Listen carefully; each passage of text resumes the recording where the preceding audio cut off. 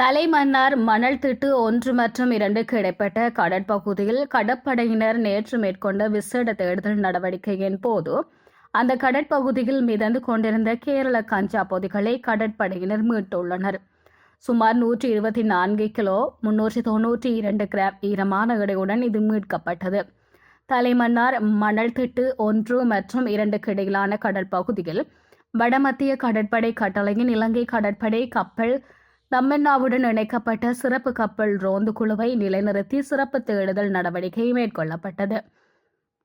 இதன்போது குறித்த கடல் பகுதியில் மிதந்து கொண்டிருந்த 46 சந்தேகத்திற்கிடமான பொதிகளை அவதானித்து சோதனை செய்தபோது அந்த பொதிகளில் பொதி செய்யப்பட்டிருந்த சுமார் 124 கிலோகிராம் மற்றும் 392 கிலோகிராம் கேரள கஞ்சா கடற்படையினரால் கைப்பற்றப்பட்டுள்ளது.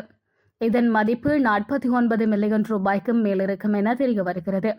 மேலும் கடற்படையினரால் கைப்பற்றப்பட்ட கேரள கஞ்சா பொதிகள் மேலதிக சட்ட நடவடிக்கைகளுக்காக தலைமன்னார் போலீஸ் நிலையத்தில் ஒப்படைக்கப்பட்டுள்ளது.